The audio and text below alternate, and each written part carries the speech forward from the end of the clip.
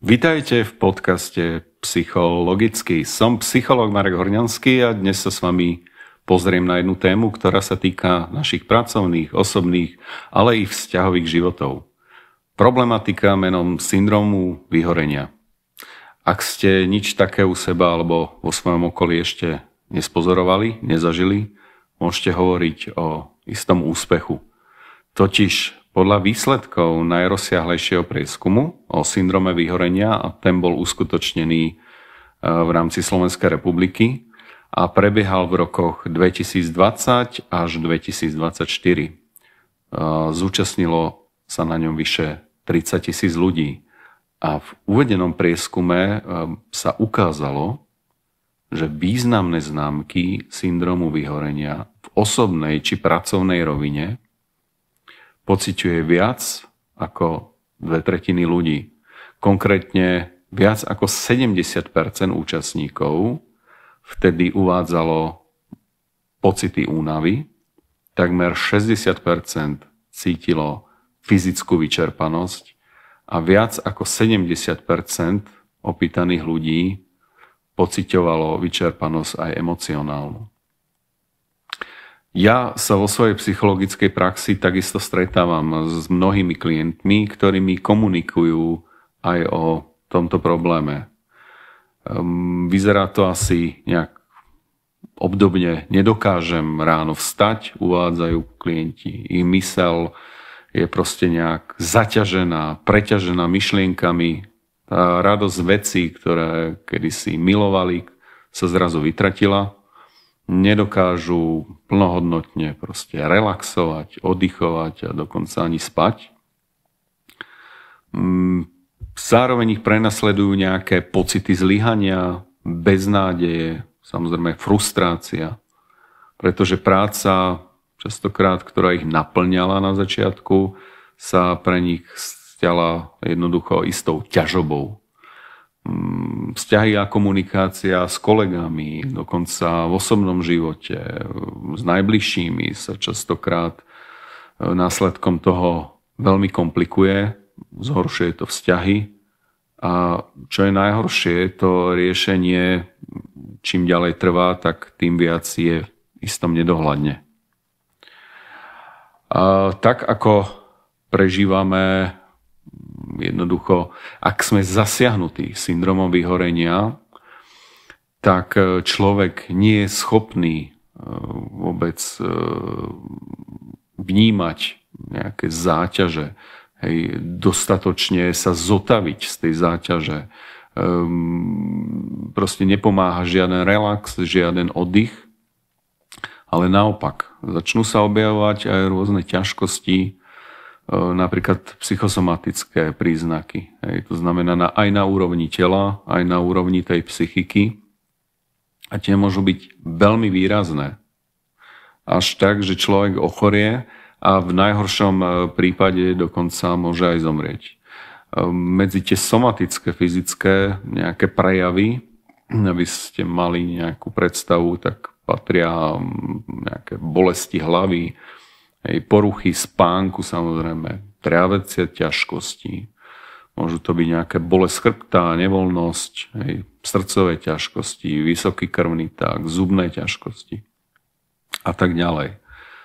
Z pohľadu nejakých psychických prejavov, tak tam určite patria proste nejaká tendencia, proste pocity slabosti, častokrát nejaká neschopnosť, plačlivosť, sprevádza to nuda, nejaká ľahostajnosť, cynizmus, problémy proste v intimnom a sexuálnom živote, znížené sebavedomie, prirodzene trpí pamäť a tak ďalej a tak ďalej. To samozrejme vplýva aj na partnerstvo alebo proste vzťahy v rodine. Ak sa trošku pozrieme do histórie, tak pojem burnout, teda syndrom vyhorenia, alebo v nemčine majú vlastne taký pojem Ausgebranntsein, tak tento syndrom vyhorenia vlastne prvýkrát nejak tak podchytil a opísal podrobnejšie jeden psychológ, volal sa doktor Freudenberg, a ten sledoval vyhorenie predovšetkým u tzv. Pomáhajúcich profesí, to znamená v sociálnych a zdravotných službách.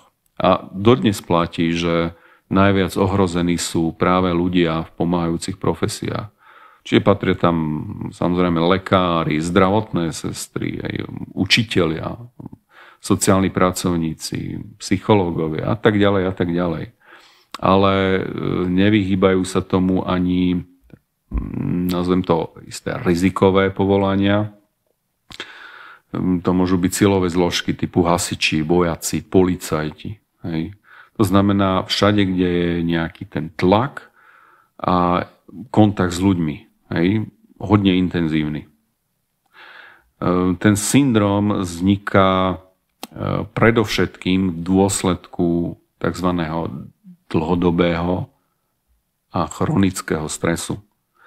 To znamená, že myseľ prestáva zvládať ako keby tie požiadavky vrátane tela a takým varovným prejavom sa stáva únava. Dobre? Nezlikviduje to ani nejaký dostatočný spánok alebo proste víkendový oddych. Hej. To vyhorenie negatívne ovplyvňuje potom samozrejme koncentráciu, pamäť, hej, stráca sa motivácia akákoľvek. Čiže človek zažíva istú prázdnotu. Hej. Je podráždený, je cynický, nejaký voči kolegom, voči rodinným príslušníkom. Hej. Častokrát sa človek izoluje a dostáva sa postupne ako keby na okraj. Hej. Psychicky, fyzicky, aj sociálne. Takou priekopničkou bola aj doktorka Maslach, ktorá bola známa, alebo teda predovšetkým výskumami v oblasti vyhorenia. A aj z jej praxe teda sa poukazovala na to, že tie počiatočná radosť a nadšenie z práce a z úspechu, ktorú človek zažíva, keď prichádza do práce, jednoducho sa začne vytrácať. Hej. To znamená, že človek prichádza do kontaktu ako keby s tvrdou realitou a tá je častokrát odlišná od predstav, hej, s ktorými do tej novej práce nastupoval. Čiže postupne sa vytráca ten záujem a nadšenie. Hej. Naopak je to nahradzované už spomínanou proste nejakou podráždenosťou, hej, skleslosťou, hej, izoláciou. Dobre? Človek je proste unavený, znechutený. Hej. Ako keby bez elánu, bez života sa častokrát sa hovorí. Dobre.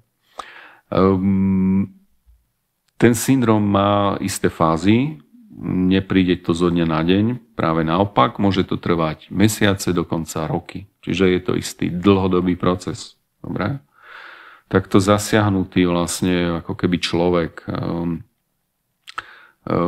vlastne ten prejav je asi taký, že na začiatku je fáza nadšenia, kedy sa teda človek pre niečo nadchne, hej, vidí proste cieľ, má to zmysel, hej, človek sa cíti zanietený, proste energický. Potom, teraz použijem taký odborný pojem, nastáva tzv.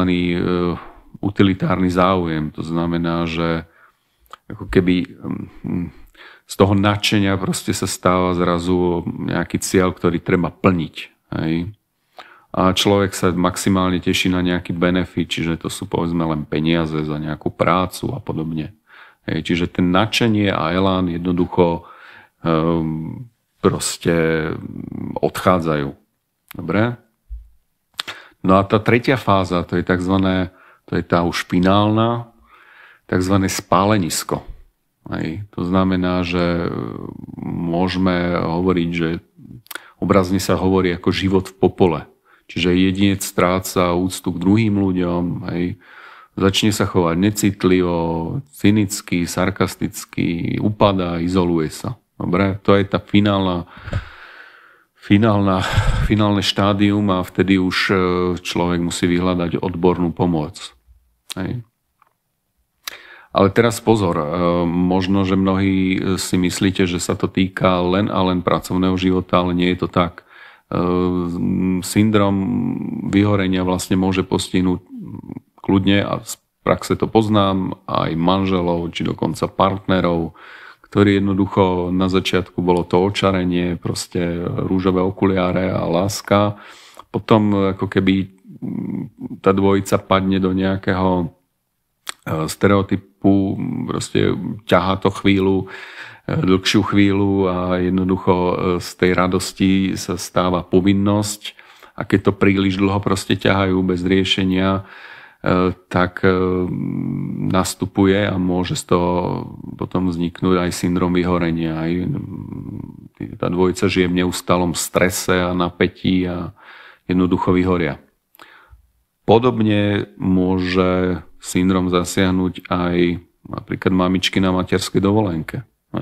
To znamená ľudí, ktorí sa starajú teda o svojich najbližších. Ak je proste žena permanentne v domácnosti, vieme, že proste na materskej 2-3 roky, a pokiaľ tam proste nenastáva nejaká podpora alebo nemá možnosť keby oddychnúť si, zrelaxovať sa a je v permanentnom strese, takisto syndrom vyhorenia môže zasiahnuť aj týchto ľudí. Čiže v závere, ten syndrom sa môže týkať naozaj kohokoľvek z nás, nevynímajúc proste vek, pohlavie. Je teda dobré vedieť, ako tomu predchádzať. Hej. Poznať nejaké spôsoby prevencie, vedieť to riešiť. Ak to nejde laicky, alebo teda v nejakom sociálnom okruhu, treba začať hľadať odbornú pomoc a nechať si jednoducho poradiť. Hej. Na záver by som sa teda opýtal možno, že ako ste na tom vy? Ako sa vám darí predchádzať uvedeným príznakom alebo dokonca syndrómu? Zažili ste to niekedy a máte odporúčania pre druhých ľudí? Ak áno, môžete sa o tom podeliť, napísať mi. A chcem vám teda poďakovať. Dnes ste počúvali podcast Psychologicky. A dúfam, že ste si odnesli aj nejaký ten jasnejší pohľad na syndrom vyhorenia, to ako vzniká, aké sú signály a že si to nemáme zamieňať s každodenným denným stresom, ktorý zažívame asi všetci v dnešnej dobe. Pamätajte tiež, že tento syndrom nie je znak slabosti. Teda človek, ktorý vyhorí, to nie je znak slabosti. A skôr nás upozorňuje na to, že potrebujeme jednoducho zvolniť a potrebujeme sa postarať sami o seba. Dobre? Skúste si teda vyhradiť čas na pravidelné prestávky, pravidelný oddych. Hej. Treba stanoviť jasné hranice medzi prácou a oddychom a osobným životom. V prípade, že už vás to nejako chytí, zasiahne, treba osloviť blízkych, ale samozrejme aj odborníkov. Dobre, ak vám táto epizóda priniesla nejaké tie nové poznatky alebo nápady, zdieľajte ju. Budem rád aj za vaše možné otázky, poprípadne postrehy. Napíšte mi. Som Marek Horňanský a teším sa na vás pri ďalšej epizóde. Psychologicky. Do skorého počutia.